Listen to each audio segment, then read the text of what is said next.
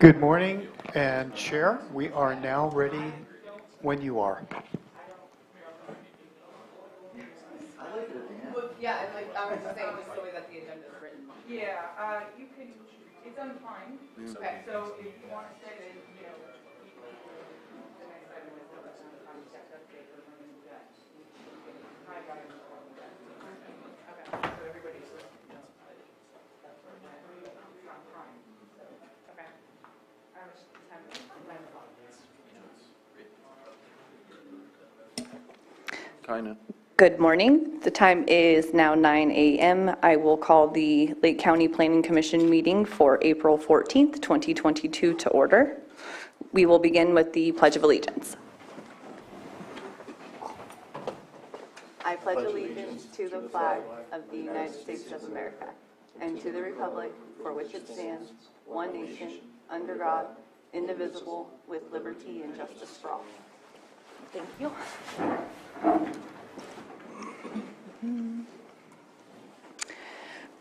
Before we get started, we would like to address the approval of the minutes for the March 10th, 2022 and the March 24th, 2022 Planning Commission hearing. Any discussion or motion? Madam Chair, just one typo on page 2 of the March 10 minutes. I'm making reference to saying something is moot, but it's written as mute here in the minutes. Thank you for that That's clarification. just a term of art, so moot is better. Thanks. Thank you. Otherwise, those minutes look fine to me. So we have a motion. I move that the commission accept the minutes of the March 10, 2022 meeting. A second. All in favor?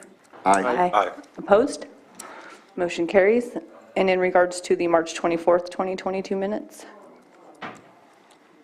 I similarly move that the commission adopt the minutes from March 24, 2022.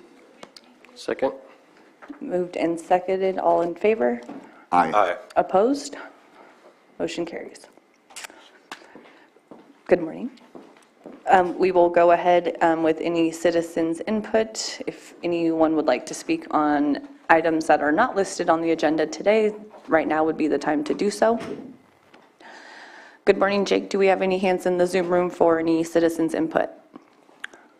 Good morning. At this time, no, there are no hands raised in the Zoom room. Okay, and not seeing anyone wishing to participate in the chambers. I'm showing an untimed staff update on the agenda. We are going to move that to the end of the meeting. And as of right now, we will bring up our 9:05 meeting, or excuse me, item at 9:05. Time now is 9:02.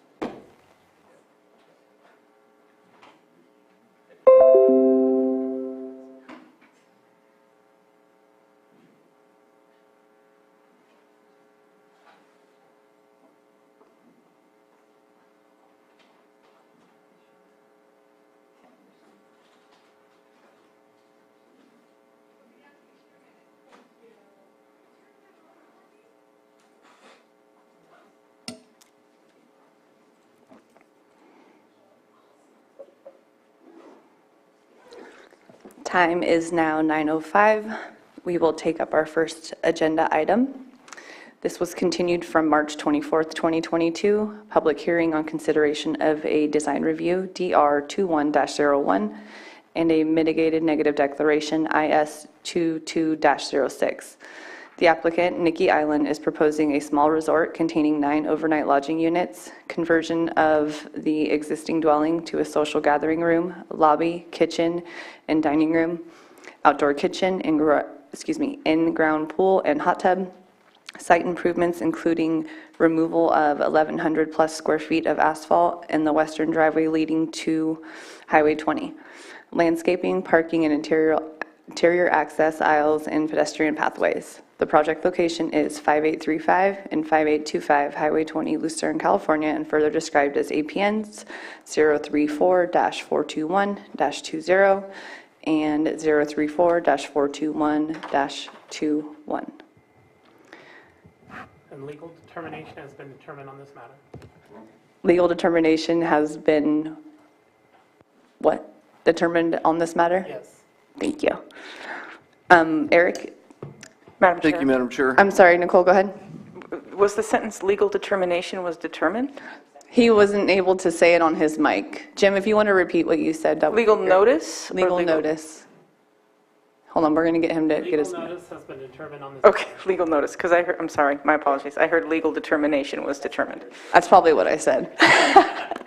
Thank you, Nicole, and thank you, Jim. Eric, I know we went through your staff report previously, but we're excited to see it again. Thank you, Madam Chair. Good morning, Commissioners and members of the audience. This is a continued hearing from March 24th regarding a small resort at the location indicated by the Chairman. Nikki Island is the name of the project. Nicole Farb is the applicant and property owner, co-owned with her husband. So, having gone through this report before, I'm going to touch on the highlights primarily and not go through all the details that I had previously gone through on March 24th. Hold it there. It's not being broadcast.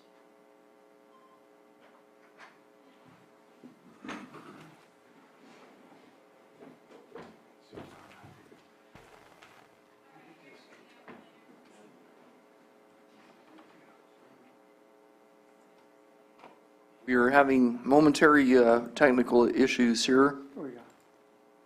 Just doesn't share.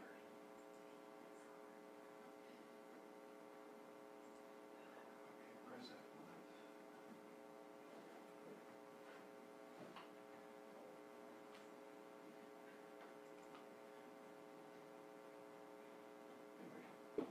All right, thank you, Sam.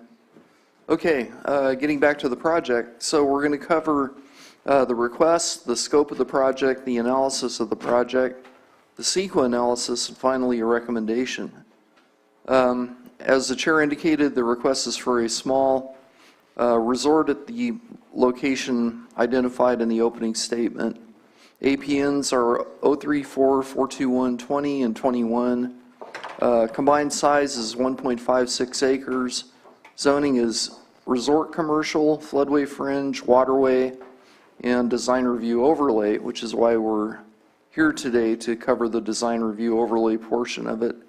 The property is entirely within the AO floodplain, and the general plan has these properties identified as resort commercial and resource conservation. Here are the properties by the yellow arrows. The area immediately north and south are similarly zoned. The area across the highway is residential, high-density residential. Scope of the project is in the site plan that's been included in your packet. The chair read the highlights of the merits of the project in the opening statement. Front view of the property, it is on the lake. It's very scenic, pastoral setting. And again, 1.5 acres. It's not a large property, but it's certainly large enough to accommodate the proposed resort development. These are samples of what the lodging units will look like. They're referred to by the applicant as being casitas, which are not identified in our code, so we're calling them overnight lodging units. Analysis. We compared this project against the general plan, Shoreline Communities Area Plan, and the applicable portions of the zoning ordinance. And we were able to make the finding that it complies with each of these 3 documents. So Article 54.4 Design Review has 8 findings that are required for approval. We were able to make the findings. The site is zoned for resort commercial. This use is debatably what this zone is intended for. Site is adequate in terms of size, location, and physical characteristics. We were able to make that finding. The project scope is fairly small, and the scale is appropriate for the area. There are adequate public services such as fire protection, water, sewer, and power. The site is accessed from Highway 20, and it is served by public utilities. Power is available to the site. Complies with all applicable plans. Purpose of this staff report is to identify the applicable zoning ordinances, the general plan, and the applicable area plan, and to assess the compliance of the project with these plans. Number 5, the placement and design of the buildings is compatible with existing development. I've indicated the lakefronting side of Highway 20 in this location is characterized by 1-story buildings. The existing house and proposed casitas are 1-story and will not detract from the character of the area. The project is in conformance with applicable community design manual criteria. We've reviewed it thoroughly against the Shoreline Communities Area Plan, which has community design criteria within it, and we were able to make the finding that it complies. Number 7, streets, highways, and pedestrian facilities are adequate to safely accommodate the use. Site fronts on Highway 20, which is not intended specifically for pedestrian use. In fact, pedestrians, due to the speed of traffic, generally don't use most of the highway. However, there are shoulders that vary in width from 2 feet to 8 feet on the side of the highway. The highway itself is intended for vehicle use, which is how vehicles would access the site. Number 8, no violations of chapters 5, 10, 21, 23, or 26 of the Lake County Code exist on the property. There are no documented violations on either lot associated with the project. Article 17, Resort Commercial District, names hotels and motels when not exceeding 15 units as being a by right use, meaning the only thing required would be design review due to the DR overlay zone. And on subsection C, it talks about commercial accessory uses and accessory structures, which would cover the pertinent facilities that are being proposed by the applicant. So we were able to make the finding that it complies with Article 17. CEQA. Initially, we were going to categorically exempt it due to the scale. However, after internal discussion on it, we decided to go ahead and pursue an initial study review, which resulted in a mitigated negative declaration. That primarily pertained to potential impacts associated with the visual aspect of the project. However, no trees are being removed by this project, so the tree removal issue is not an issue. Applicant is going to be planting additional trees, vegetation, and shrubbery. There are plans in place to make the site more attractive, and that includes the structures, the maintenance to the existing house, and the on-the-ground amenities that are being proposed by the applicant. So when we sent out the initial study to the State Clearinghouse, staff received no adverse comments regarding this proposal. The only comment that stands out in my mind is from Caltrans, who support the removal of one of the 2 driveways leading to the highway. There was a concern raised by the neighbor. I touched on this during the last hearing. They were concerned about potential noise, traffic, lighting, and other impacts that could impact his property and the quality of life. We put mitigation measures in place that limited construction days and hours. Again, removed one of the two driveways leading to Highway 20. The applicant is proposing to visually screen the entire property, not just the one from the neighbor who had concerns. And there will be an on-site manager during the daytime and an on-site staff member at night. So there will be people available to mitigate noise or other issues that may be associated with the guests that are using the facility. So our recommendation is for the Planning Commission to adopt initial study IS 2206 and to approve design review DR 2101 with conditions. And with that, I'll answer any questions that you might have. Thank you, Eric. Do any commissioners have any questions for staff? And I believe the applicant is available via Zoom. Madam Chair? Yes. For a question either for Mr. Porter or the applicant, in addition to people arriving with their cars, is the property able to accommodate things like a boat that they bring along or jet skis? Are there areas where those things would be stored if people wanted to make use of the lake? I believe there's a boat dock tied to the property. Take a look at the site plan to make sure it's shown.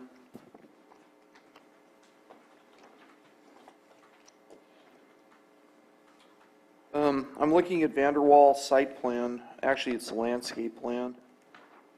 And it does show the ramp leading to the boat dock. And so to my knowledge, they would be able to moor a boat. Yeah, it's shown on here on the Vanderwall site plan. And so there will be a dock where they can park boats.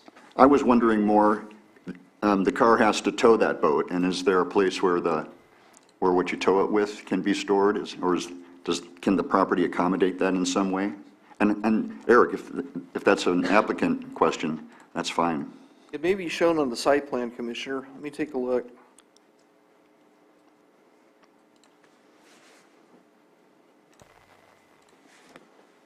Jake, do you by chance see a hand from the applicant if they are able to clarify or help Eric in any way? Yes, I do actually have the applicant here. I will give them permission to speak. And it looks like they are muted. Will you please confirm your first and last name? Nicole Tharp. Great, thank you. We can hear you. Good morning, Morning, Nicole. everyone. Thank you. That's a wonderful question. Thank you for asking. We do have a boat dock to confirm what Eric shared. Right now, our current property wouldn't accommodate a boat, so someone driving in. But we have been working with Disney's boat rental to encourage use of the lake and encourage commerce with the rental company. Excellent, thank you. Thank you. If we don't have any further questions from the commissioners at this time, I can open it up for public comment. I have a few questions. Sure. Eric, can you please refresh me on the who did the cultural resource study, when the last study was done for this property? One of the concerns I have is this is a known historical village site pre-contact, and so I don't have any specific information or any reports that I was able to access to look at any of that type of information. So I'm concerned with the conditions 1 and 2 under cultural and tribal resources, that those resources will be protected. My recollection is that Dr. John Parker with Wolf Creek Archaeology did the survey. I believe it was done in year 2020. I may have to defer that question to the applicant. Yeah, I can answer that question. This is previously developed land, but we did have a cultural resources study done. It was actually Natural Investigations, Cindy, and she completed it in September of 2020. All right, thank you. Thank you. So public comment is open. Anyone wishing to speak on this item in chambers? I don't see any hands or anyone approaching the podium. Jake, anyone for public comment on this item in the Zoom room? I have a hand raised from the applicant, but I think that is from earlier. Our hand is lowered. I think we're good to go now. There's no hands raised in the Zoom room. Okay, I have a question for the applicant. okay. So my question is just, so how did the idea about making this resort in Lake County come about? And just kind of what you hope to bring to Lake County? Oh, that question makes me so happy. I'm a mom of 2 children, and I come from a big family, and when we were young, we used to camp at Yosemite, and they had similar structures, cabins, where we could all play and run free with our cousins. And when we're from San Francisco, and we feel like local areas like Napa have sort of priced us out of that type of thing, and so has Tahoe.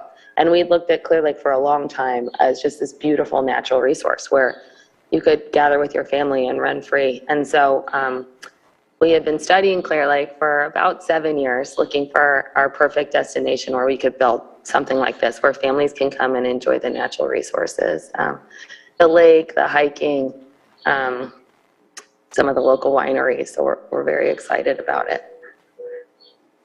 Excellent, thank you. Thank you. We will, I'm going to go ahead and close public comment and bring it back to the commission for action.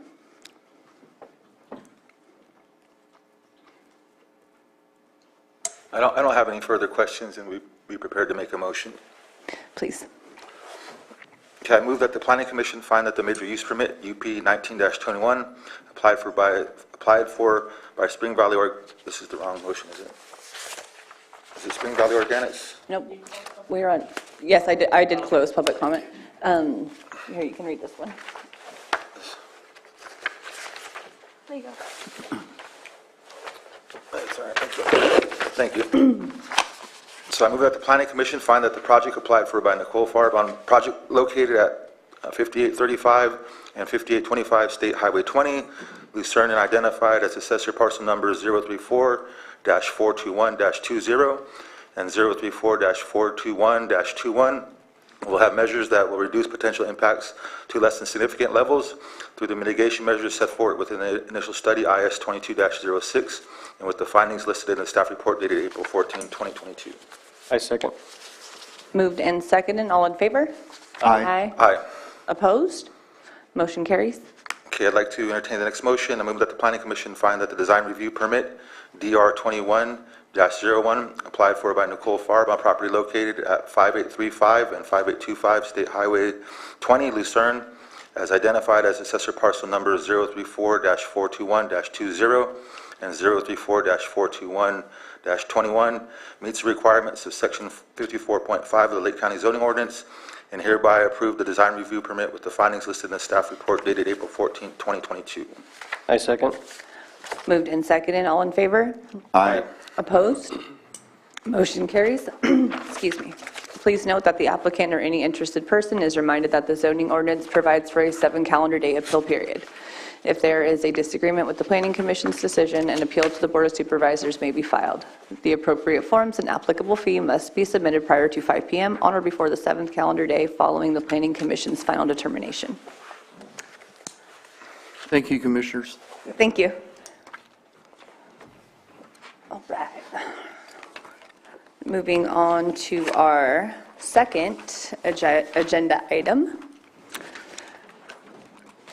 It's a public hearing on consideration of major use permit UP 19-21 and a mitigated negative declaration IS 19-37. The applicant, Joyce Kierstein, Spring Valley Organics, is proposing one A-type 3 outdoor license, outdoor cultivation for adult use cannabis without the use of light deprivation and/or artificial lighting in the canopy area at any point in time from 10,001 square feet to 1 acre, inclusive of total canopy size per license on one premise, and a type 13 distributor transport only, self-transportation, distributor transport only, self-transport distribution license. the transport of cannabis goods between entities licensed pursuant to California code. The project is located at 2593 New Long Valley Road, Clear Lake Oaks, California, assessor parcel number 620-071-04. Our legal notice has been determined on this matter. Do you want me to repeat that? I don't think his mic's working. If you think the microphone hasn't been working. Legal notice has been determined on this matter. Thank you, Jim.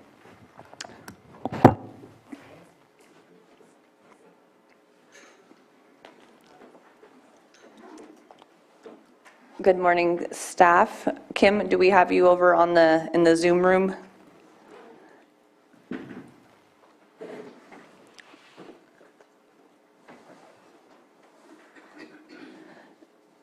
Jake, can you check with Kim to make sure that her audio is hooked up to do her presentation?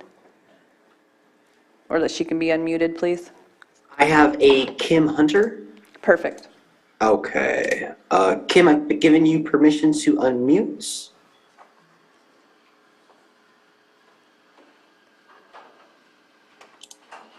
And Kim, I asked you to unmute.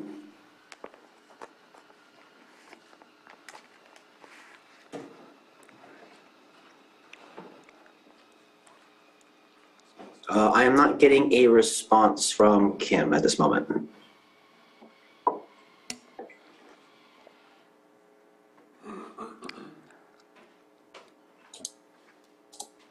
Does she have her hand raised or any type of communication with her via chat? Hi, this is Kim. Good morning, Kim. We can hear you. Sorry, there was a hiding little notice hiding on my screen. I apologize for that. I am here, and good morning. Good morning. This is Kim Hunter with Lako Associates, and yes, I will be presenting today. This is, as announced, a major use permit for Spring Valley Organics. Next slide, please.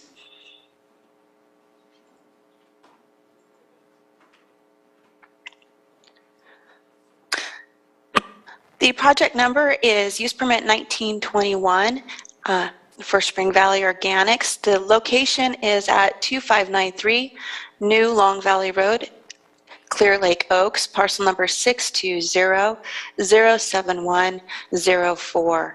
The applicant is Spring Valley Organics, associated with Radiant Revolution Enterprises, LLC. The property owner is Joyce Kierstein, and the planner is Andrew Amelong, the Cannabis Program Manager. Next slide. It's a very straightforward permit request. It's for commercial cannabis cultivation operation. The request is for one adult type 3 outdoor cultivation license for up to 1 acre canopy, along with a Type 13 self-distribution license. The parcel is just a smidge over 20 acres, so it meets the requirement for this license type. The submittal date of the application was June 20th, 2019, and an early activation permit was issued in 2019, and that number was EA 1921. The slide before you shows the site plan. Access is off of New Long Valley Road. There is a 350-foot driveway, which will be improved with a turnaround to meet 4290 and 4291 standards. A cultivation site you can see there, it is not a full acre canopy. It's actually going to be under an acre canopy, around 30,000 square feet, 29,439 square feet, with a support area, a larger support area, approximately 32,000 square feet. Next slide. The base zoning for the site is rural lands. There's a few applicable combining districts for the projects, which include the Waterway Combining District, Floodway Fringe Combining District, Scenic Combining District, and the Density combining district, which is a 5-acre minimum. Long Valley Creek does run through the pretty much the center of the parcel.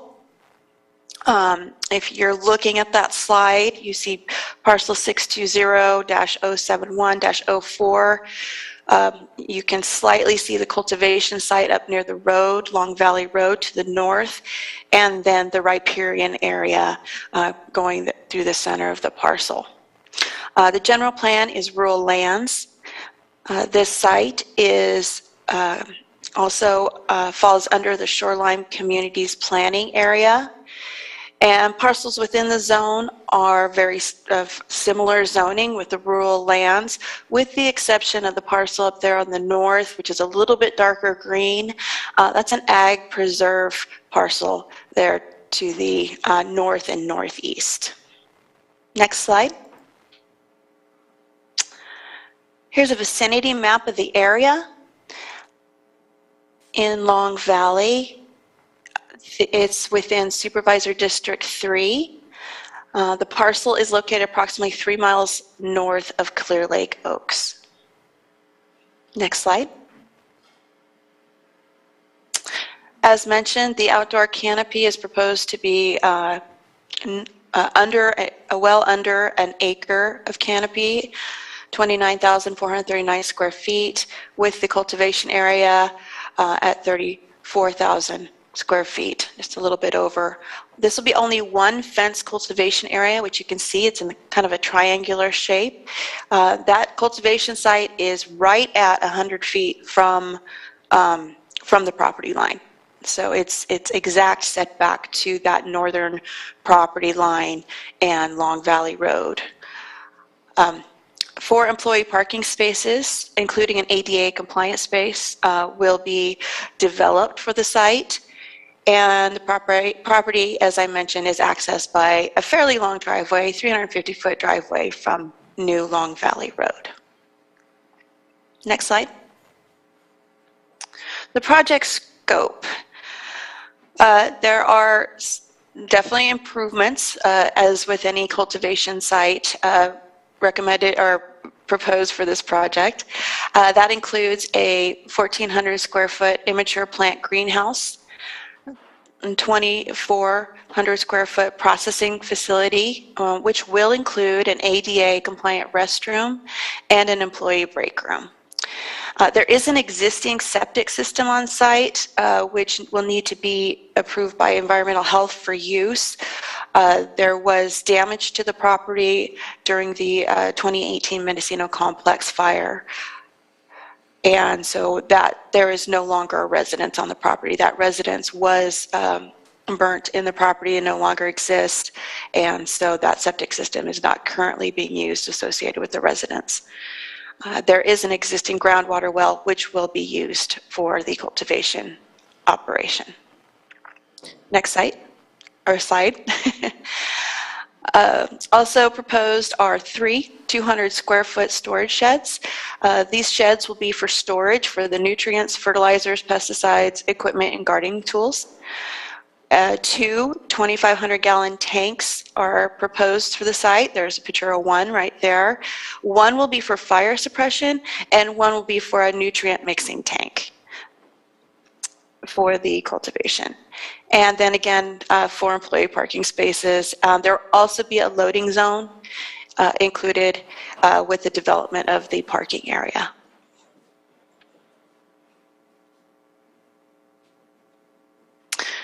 The site is located in Long Valley. The elevation ranges from 1,230 to 1,280 feet above sea level. The cultivation site is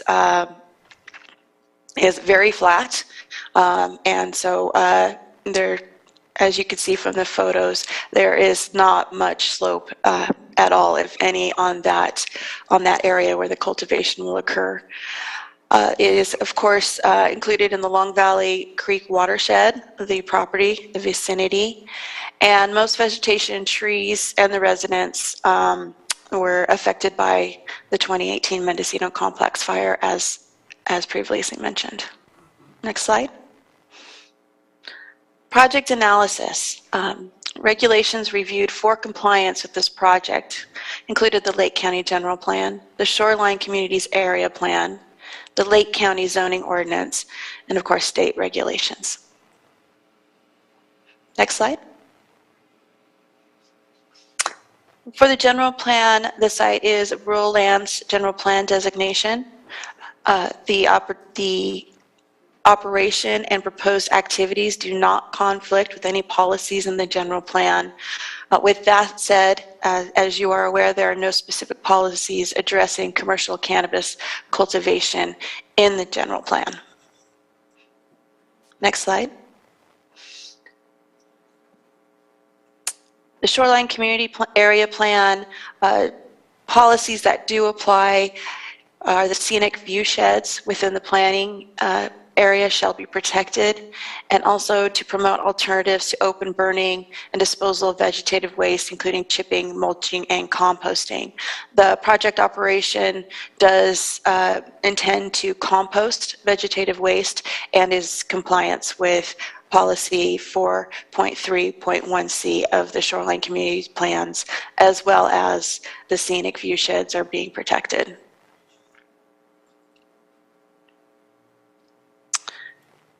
For the project analysis with the Lake County Zoning Ordinance,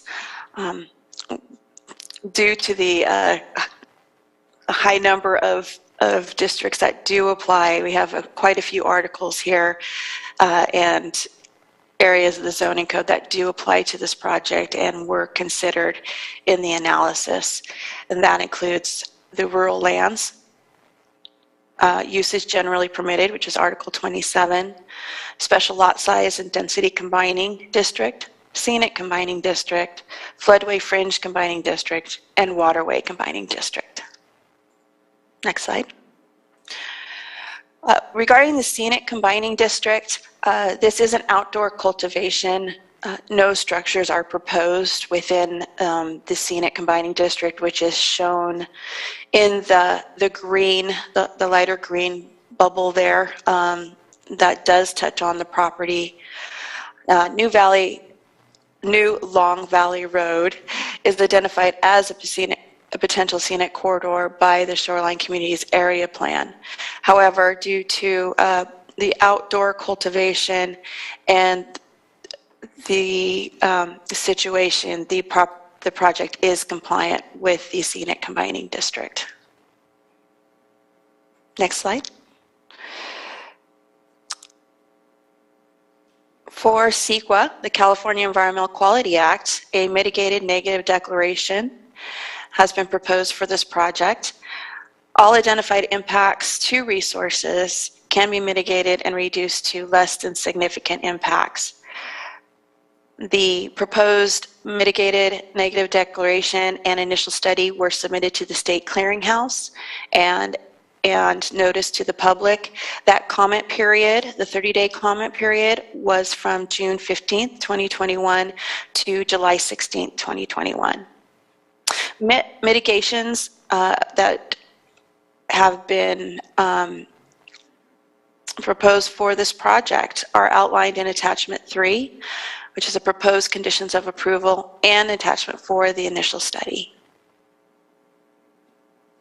Next slide.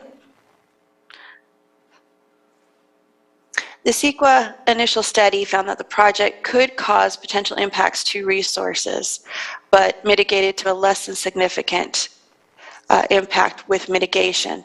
Those resources identified included aesthetics, biological resources, cultural resources, energy, geology and soils, hazards and hazardous materials, air quality, noise, tribal cultural resources, utilities and service systems, and wildfire.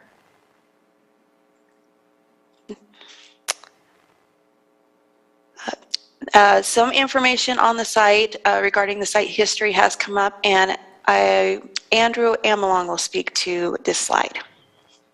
Yes, in reference to the early activation Kim had mentioned from 2019, I'm sorry, that was actually issued in 2020. The site cultivated under early activation in 2020.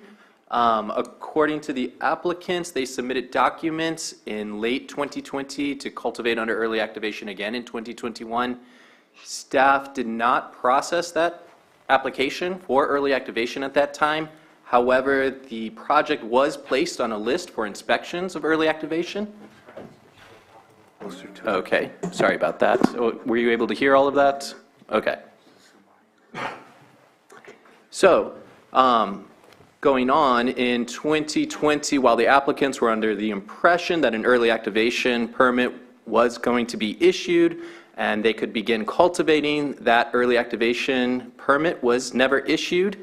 And as such, on August 4th of 2021, the Lake County Sheriff's Department addressed this issue, and as a measure of abatement, they eradicated all of the plants growing in 2021.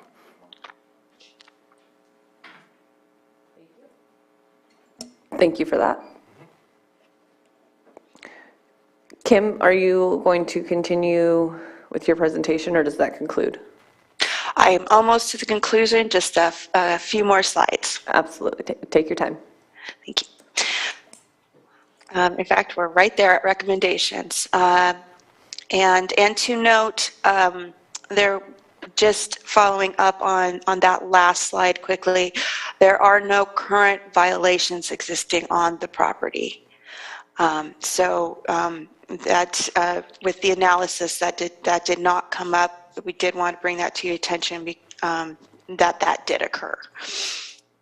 Okay, so for the recommendations, environmental recommendations from staff is to adopt a mitigated negative declaration for this project.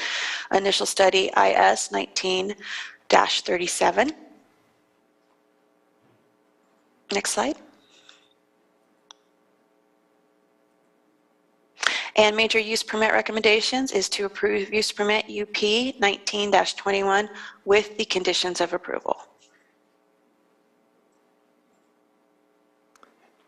And as a follow-up note for your consideration in terms of cumulative impacts for the project itself, as Kim had mentioned, is in the, I believe it's the Long Valley Creek watershed. That's part of the Cache Creek watershed, or more accurately, the Middle Cache Creek watershed.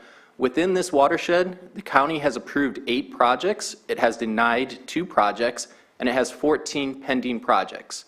Cumulatively, for land use, there are 36.8 acres of canopy approved within this watershed, and based on rough projections, we can estimate there's roughly a cumulative amount of 61.21 acre feet of water used per year for cannabis cultivation, whereas the project itself is proposing around 2/3 of an acre and roughly 1.12 acre feet of water based on our projections, not the proposed water use. To really get a full accurate amount of water that they're going to be used, we will be collecting that data when we do our inspections this year. That's a helpful slide. I like that.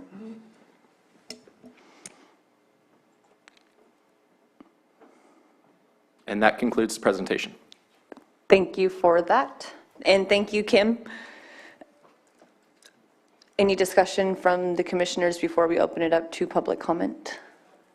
I have a question. So I'm looking at information. Was there any comment from any of the public or anybody in regards to this project? And one specific comment I'm looking for is from the Yochadihi tribe located in Cache Creek in Brooks, California. Were they noticed of this project? I believe so. They had been noticed. This project had gone through 2 known planners prior to moving on to myself and our consultants at LACO. Through our records and everything we have on file, we did not have any comments that we had received at that time. Okay, thank you. Thank you.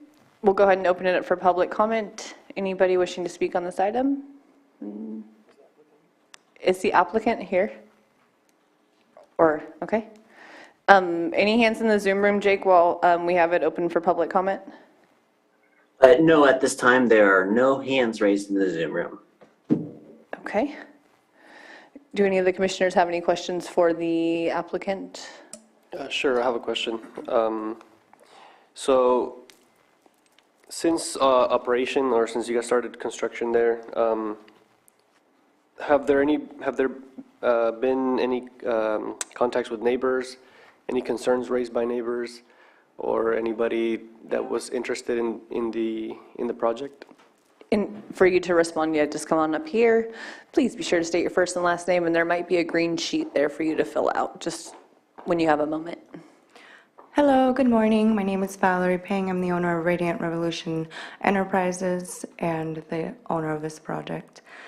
The only concerns were raised is, to be honest, the helicopter from the sheriff department. When they came out, they were scared, but that's the only thing, because they didn't really know what was going on, and we didn't really know what was going on. So there was just that the neighbors came and talked to me about, but other than that, I've had nothing but support in the area thus far. And yeah, that's about it. Another question, how many plants were seized by the sheriff's department? 11,000. So they were, yeah, 11,000. Yeah, I have 11,553. Okay. And what stage was that on of the project? Of the cycle of the plant? Mm-hmm. It was in the, what day was that? It was August 4th. Yes, it was August, so it was in the first stages of flower. Okay. Yeah. So another question would be, following that is, knowing that you guys weren't issued early activation, and you guys were waiting for a notice thinking that the application had gone through, or? No, we actually thought we were given early activation. And then when they came out for the site visit, it says like what status your cultivation is in, and it says early activation on the site visit document. So the compliance officer gave that to us, and I mean, they said that we were fine. They weren't sure if we were going to need early activation, because at the time Lake County wasn't sure if they were providing early activation. So we were in this kind of limbo stage where we were given a state license, so we were fully state compliant with metric tags on everything, and the state and the county had spoke and approved the project for the state license. So we were completely state licensed, and yeah, it was a gray area, I guess. And when we had our planner changes, they weren't sure either, and I asked if we should be cultivating, and they said that's up to us, and they're not sure if they would be giving early activations yet, and that it was put through 2 different planners after that, and finally we got Satir, and she put the comments into the state so that they can do the initial study, was it? Yeah, so that they can do that. So this is an older project, and I've worked on a few projects in Lake County. This is definitely an older one. I think it just slipped through the cracks within the changes the department had, really, to be honest. And yeah, we're just trying to move forward and be positive. Okay, yeah, that was another one of my questions of how the whole process was going, like the plants were tagged and numbered and everything was. Yeah, I had to destroy everything in the metric system, and then that initiated the state to come out, and so they came out for an inspection after that, and they were like, "What happened?" And I'm like, "Well, they cut them down," and so they're like, "But why?" And I said, "They said we're out of compliance," and he said, "But you have a state license. They approved it." And then I said, "Yeah, but they're saying that they didn't issue us a proper EA, and they were confused at the time with changes within their department." So he said that he just never even seen anything like that. So I guess it was just a mistake, to be honest. And he said that he thought it was just a mistake and gave me a number to call, and so to make sure that in the system it doesn't look like I just, because it looks like I just destroyed the plants and don't want to pay taxes. So I had to take pictures of everything and then turn it into, to verify that this is what had happened. And that it was eradicated. And that it was eradicated, yeah, otherwise they would have wanted the taxes on it.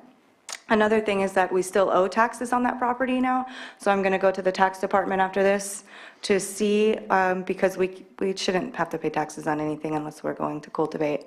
And this year, I'm not sure we are going to cultivate, because of the just financial status of the company. We're still making a decision, after today. Okay, thank you. Thank you very much. Go ahead, you can say. Yeah, and to follow up, and, you know, there appears to have been a misunderstanding. However, the early activation was never issued, so the Sheriff's Department acted accordingly. So. And he did say sorry. The sheriff said sorry because he realized there was some kind of mix-up. Satir did call him when I was there, and they didn't cut down everything. But then the water system was messed up, so it didn't work out for that last year, but we still moved forward with this year, so. Okay, I'm going to officially, Jake, is there any hands in the Zoom room before I close public comment? No, there are no hands raised in the Zoom room at this time.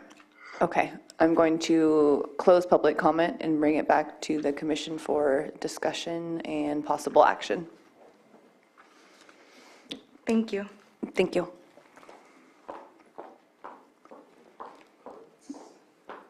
Any comments or questions?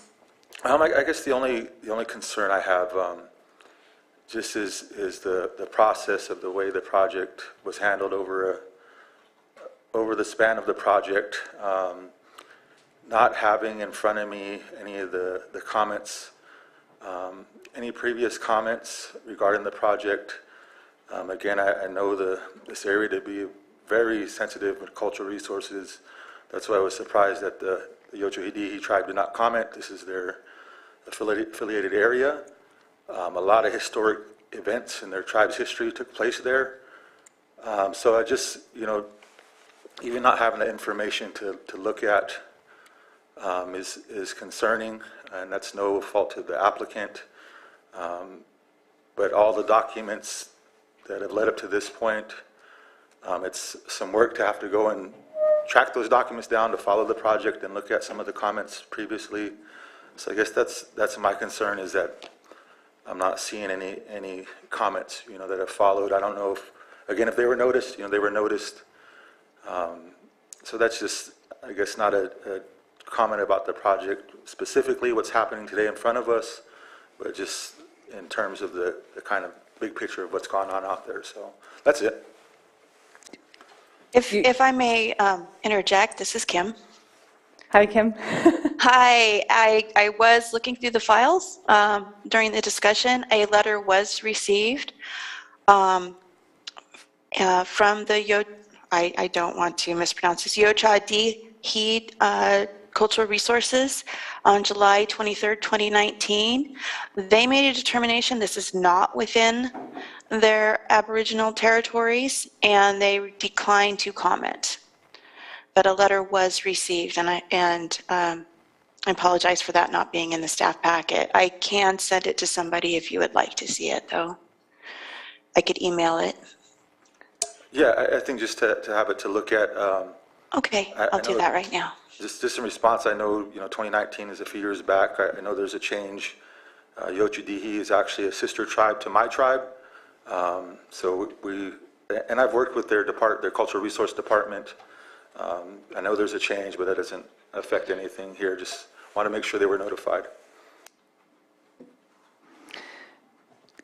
Kim, do you have the ability to go ahead and forward that to someone to make sure that Commissioner Brown can receive that?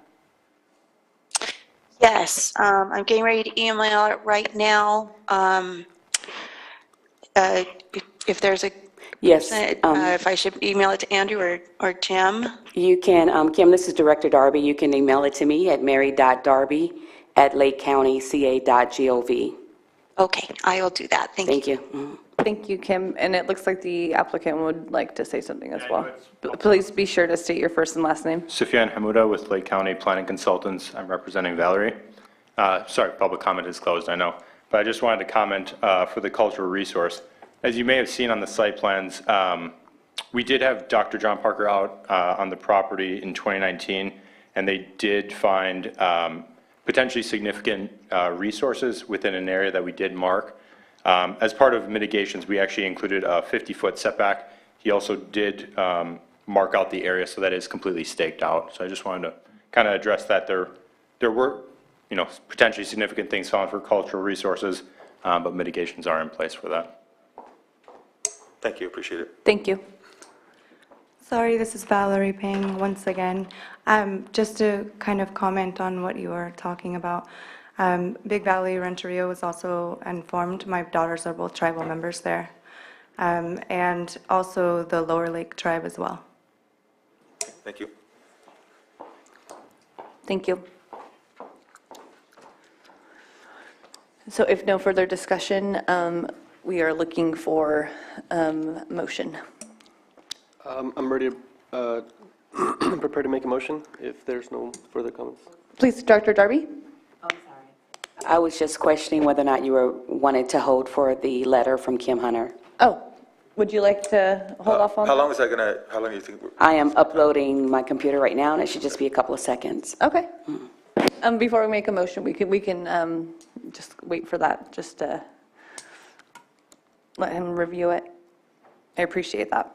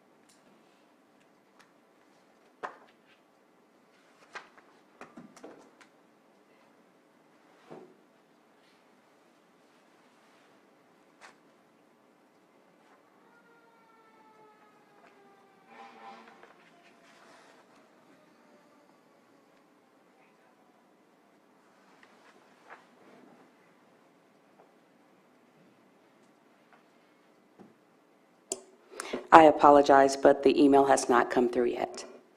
Okay, we can, I know it's there. If it's there, it's, I know what the notice is gonna look like. So we can move forward if we would like to do that. Thank you.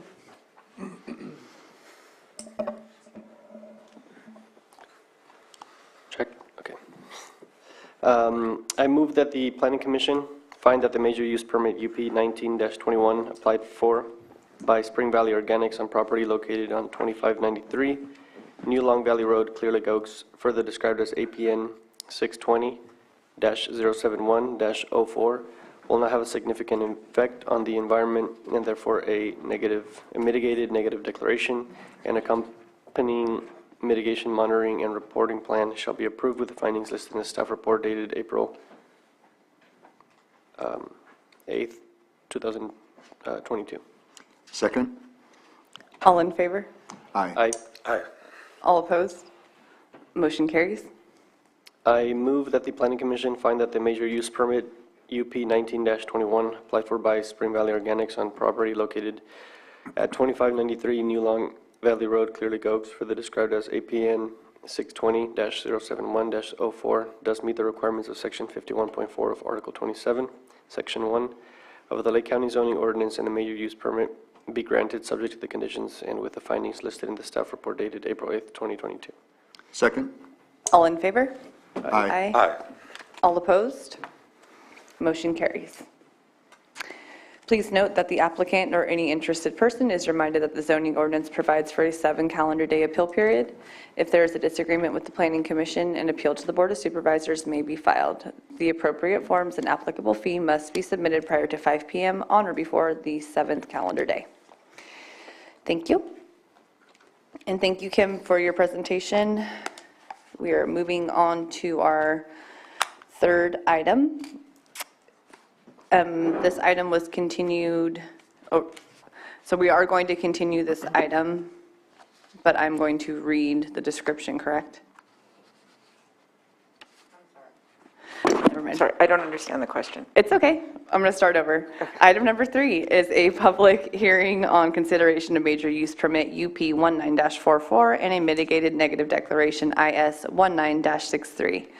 The applicant, Auto Canna LLC, is proposing 4 A-type 3 outdoor licenses. Outdoor license, outdoor cultivation for adult use cannabis without the use of light deprivation and or artificial lighting in the canopy area at any point in time from 10,001 square feet to 1 acre inclusive of any canopy size per license on the premise. And a type 13 distributor, transport only, self-transport distribution license. The transport of cannabis goods between entities licensed pursuant to the California Code. The project is located at 21258 Morgan Valley Road, Lower Lake, California, parcel number 012-069-57. And staff, Legal notice was determined on this matter. it's not on.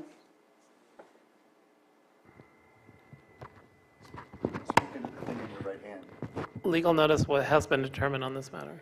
Perfect.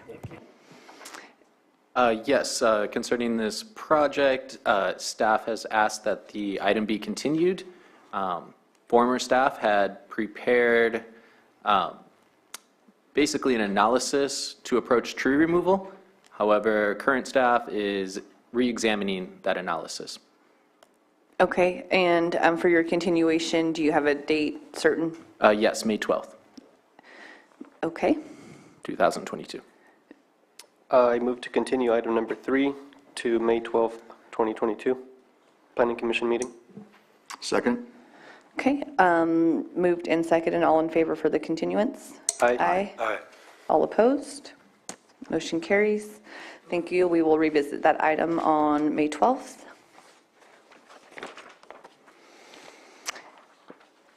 Our fourth agenda item is a public hearing on consideration of major use permit UP 20-13 and a mitigated negative declaration IS 20-15.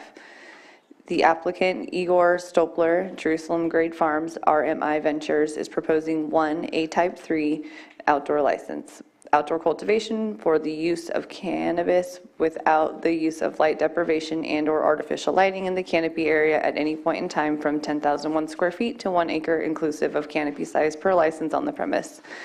And a type 13 distributor, transport only, self-transport distribution license, which is the transport of cannabis goods between entities licensed pursuant to California Code. The project is located at 22644 Jerusalem Grade Road, Middletown, California. Assessor parcel number 136-051-04. And staff has prepared a presentation for us. And legal notice has been determined on this matter. Thank you. Okay. This is a major use permit, Jerusalem Grade Farms, RMI Ventures, use permit 2013. Are you able to hear me? Loud and clear, you sound great. Okay. Oh, perfect. Okay.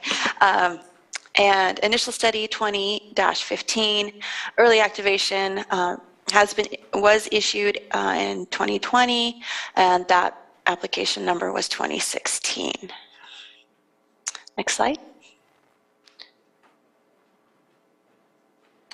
The location is at 22644 Jerusalem Grade Road, Middletown, parcel number 136-051-04. The applicant is RMI Venture, property owners Ryan Santiago and Andre Stobler, and planner is Andrew Amalong, Cannabis Program Manager. Next slide. Here's a site plan. This is another project that straightforward application. The request is for a 1A adult type 3 outdoor cultivation license and a type 13 self-distribution license. This parcel is 21.38 acres, approximately, give or take, and the submittal date of the application was February 5th, 2020. Early activation, as mentioned, was issued, and that included a 1 acre of canopy area for 43,560 square feet. This item had been previously noticed. It was continued from the December 16th, 2021 meeting. It may look familiar to you. It was continued to allow the applicant time to complete the hydrological analysis and drought management plan. That was done, and those items are included as attachments to the staff report. Next slide. The zoning for the site is rural lands with waterway combining district. General plan is resource conservation and rural lands. And the site is within the Middletown Community Planning Area. Parcels are zoned rural lands in the area. We see no other colors on this map. It's very consistently rural lands zoning. Next slide. The site is located in Supervisorial District 1 and located approximately 6 miles east of the intersection of Highway 29 and Spruce Grove Road. The proposed cultivation site is approximately also 3.1 miles east from the nearest community growth boundary. There's a nice aerial shot of the site. Next. The canopy is a 1 acre canopy, and the support area is 45,560 square feet of area. This includes 1 fence cultivation area with a 6-foot security fencing, 4 parking spaces with 1 ADA compliant space.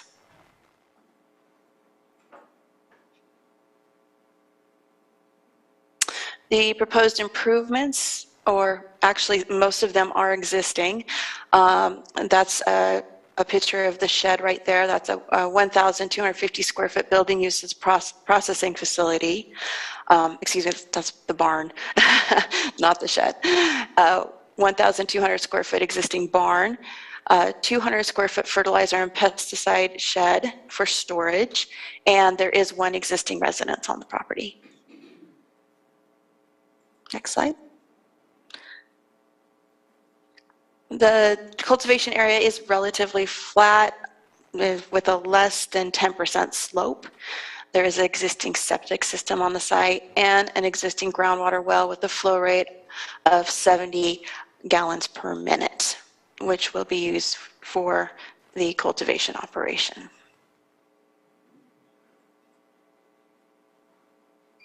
In addition, there'll be 2 2,500-gallon water tanks, 4 1,000-gallon water storage tanks for irrigation, 1 being steel fiberglass for state responsibility area fire suppression.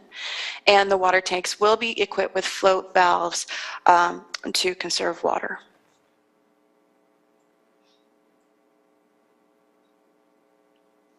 The elevation ranges for the site from 948 feet above sea level to 1,090 feet above sea level. And the site is located within the Upper Putah Creek Soda Creek watershed.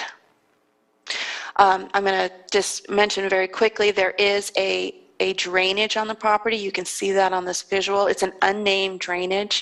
The biological assessment describes that drainage, which is unnamed, as a Class 2/Class 3 drainage.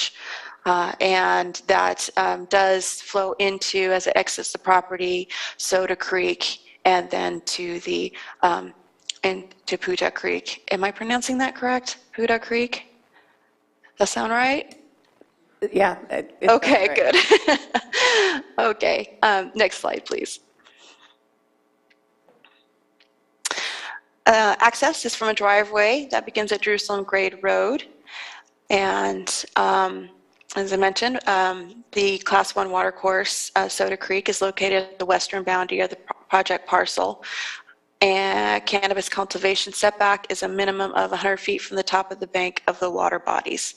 Setbacks are met for this project.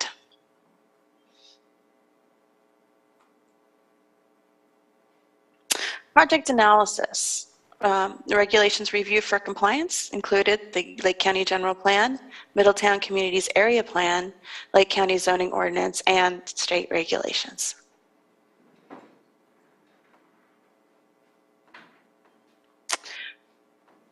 The Lake County General Plan, the Rural Lands General Plan designation, this project is in compliance with that land use designation. There's no conflicting policies within the general plan that apply to this project. Next slide. For the Middletown Communities Area Plan, policies that do apply that are to this project that we wanted to highlight is that project shall implement appropriate erosion control measures that reduce soil stability problems and landslide hazards, and that the county shall coordinate measures to protect and maintain sensitive and unique vegetation and wildlife habitat. The project is compliant with both of these policies.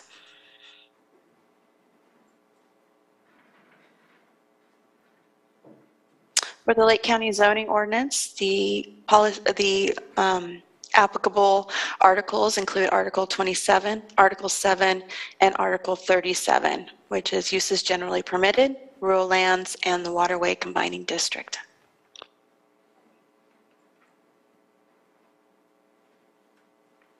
For the waterway combining district, this is a slide again that we saw earlier. The waterway district is designated to preserve, protect, and restore significant riparian systems. With an approved major use permit, the project is compliant with the waterway combining district and it meets the established requirements. This slide illustrates the setbacks to the drainage and the waterways and is again compliant with all setback requirements. Next slide. For CEQA, the California Environmental Quality Act, a mitigative negative declaration is proposed. All identified impacts can be mitigated and reduced to a less than significant level. The comment period was February 12th to March 19th, 2021. The mitigated neg deck and initial study were submitted to the state clearinghouse and notice for public comment for the 30-day required public comment period. Mitigations are outlined in the proposed conditions of approval, attachment 4 and attachment 5, which is the initial study itself. Next slide. And those resources that were found where the project could potentially cause impacts included aesthetics, air quality, biological resources, cultural resources and tribal cultural resources, geology and soils, hazards and hazardous materials, hydrology and water quality, noise, and transportation.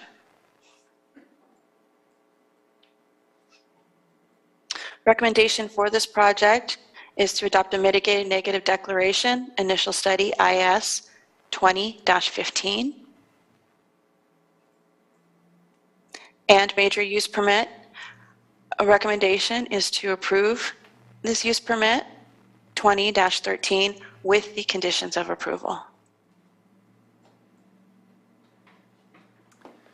And again, to address cumulative impacts on water use, within this section of the Poudre Creek watershed, you can see it down here in the map, there are 17 approved projects.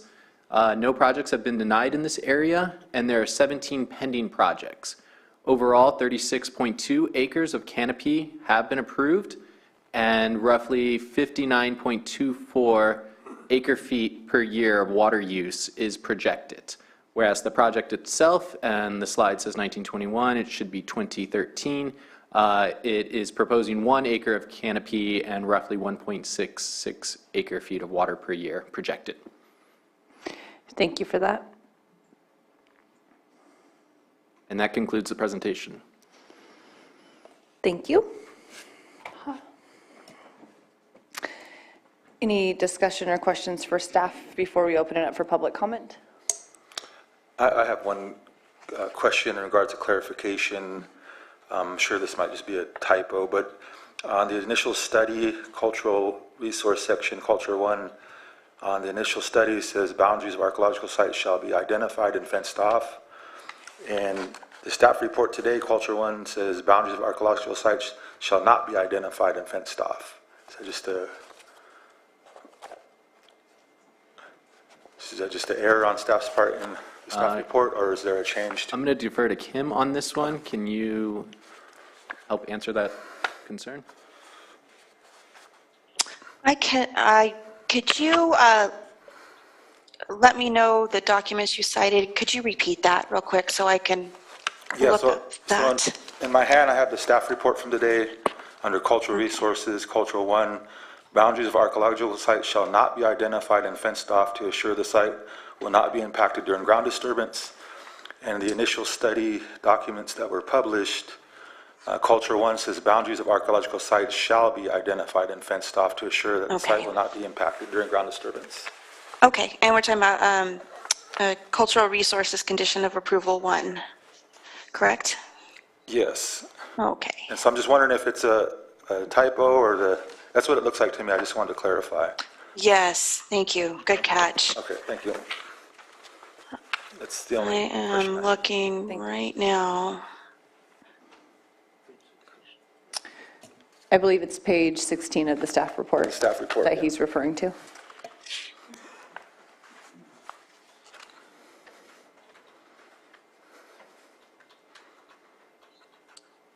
Okay. I see that condition, and that's what shows in the conditions of approval as well. So I need to quickly check the biological report. I'm sorry, the cultural resources assessment. Thank you, Kim. And we'll also, if it is just an error, we can always amend it and pass it with the conditions as amended here today. So. It appears so. Chair, maybe take a 5-minute break at this point? Yeah, absolutely. Okay, and I will get that confirmed. Okay, I'm showing a time of 10:17. We will reconvene at 10:22.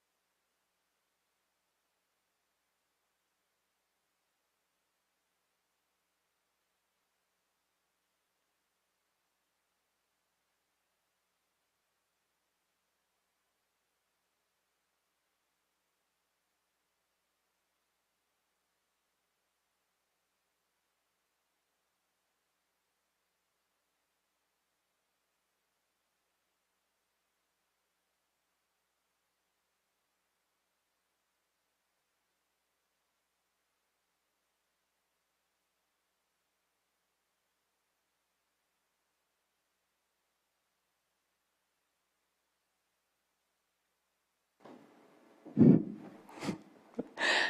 welcome back. We are showing a time of 10:23. Checking in with you, Kim, if we were able to locate what we were looking for. Yes, actually, and I did just send the original sign conditions and mitigations page to Mary Darby, which was signed in February 5th, 2021. That mitigation is correctly, it's not opening now, but it correctly states that those areas shall be fenced off. And so, yes, that is a typo. Okay, thank you for that clarification, and we'll just be sure to include that in our verbiage or our motion, just as amended here today. Thank you. Thank you.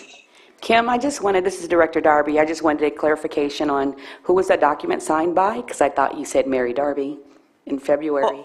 I'm sorry, I sent you yes, it was not signed by Mary Darby. It was signed by the applicant, and it was just sent to Director Darby.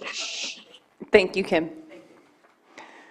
I appreciate that, the clarification, and looking for action still from the commissioners, and just be sure to include the as amended here today.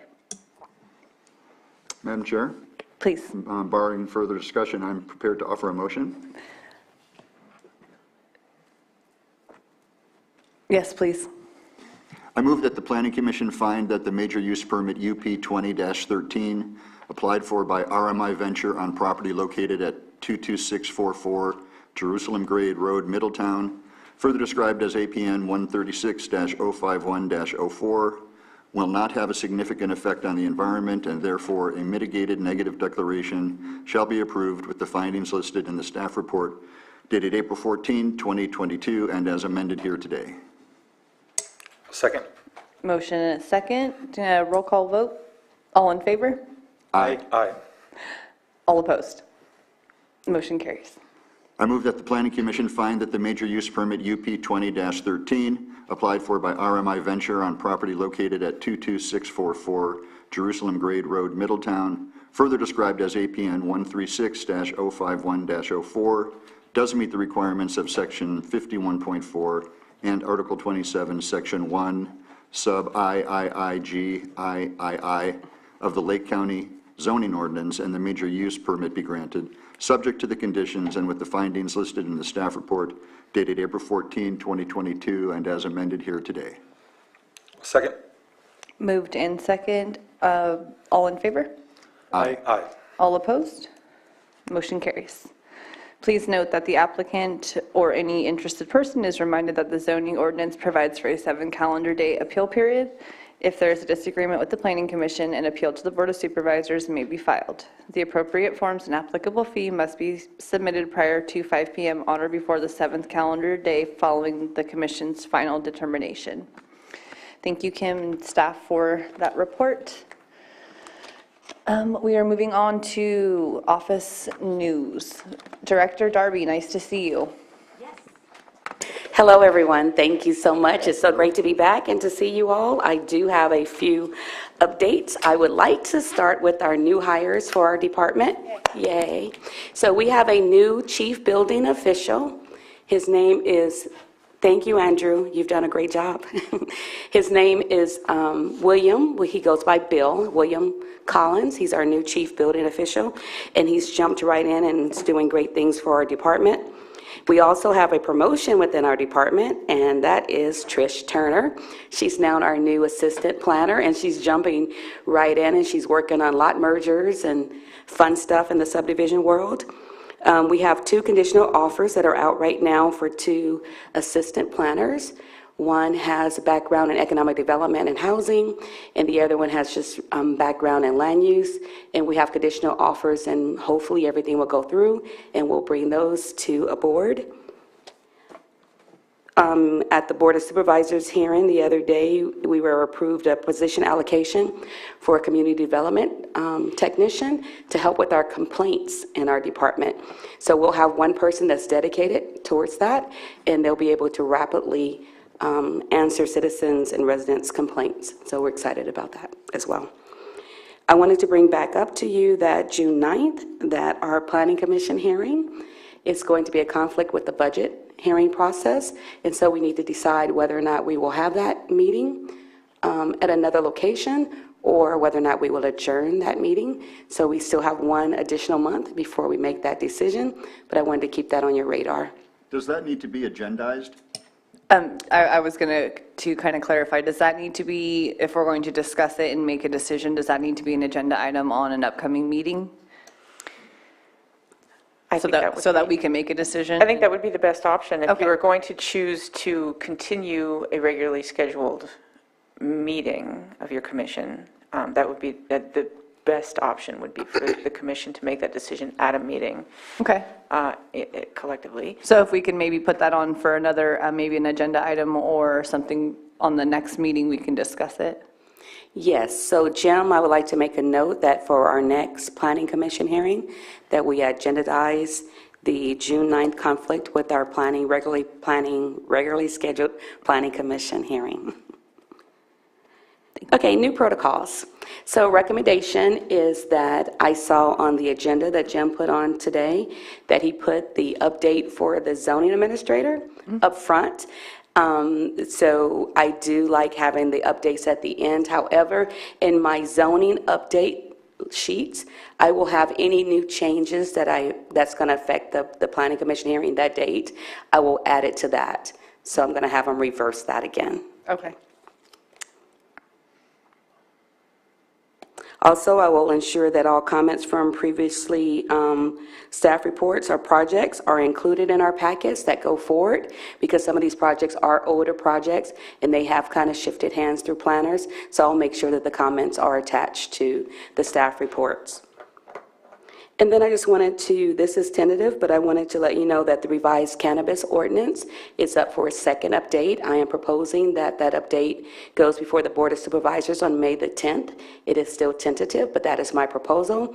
Following that, I am proposing that we have our workshops for the ordinance in mid-May. And there will be a video coming out with all the updates of the logistics and the workshops. And that will conclude my presentation. Our update. Thank you. Thank you so much. Any questions for Director Darby or anything like that? No, thank you. No. Nope. I think I have some questions. So like for, if we could get an update on like how many, kind of like how we got at the end of each project, like, oh, in this area, there's this many projects, so many are pending, how many that we've approved already are kind of say like functioning, how many are not, just to kind of see how much we're approving and how many are actually like going through with it. Or also maybe like what's coming down the pipeline, what areas we've approved, what's there, what's denied. Is that what you're saying? Yeah, and kind of like whatever we've already approved, kind of how they're doing, because we kind of just like approve them and then we never hear from them again type of thing. Okay. So just like a little update on. That's great. So that's actually a great question, and our cannabis program manager, Andrew Amelong, has already prepared such information. He has prioritized all projects, and at our next meeting or one thereafter, I will coordinate with him between that and the revised cannabis ordinance to provide you with an update on where we are with all the projects. Yeah, because my concern is kind of like how when they give us a report and say, oh, okay, we're going to use this much water, and then to see after, let's say, their first year or the first couple of years, if that's averaging out to what their estimates are. Yeah, just that was pretty much what the information I'm looking for.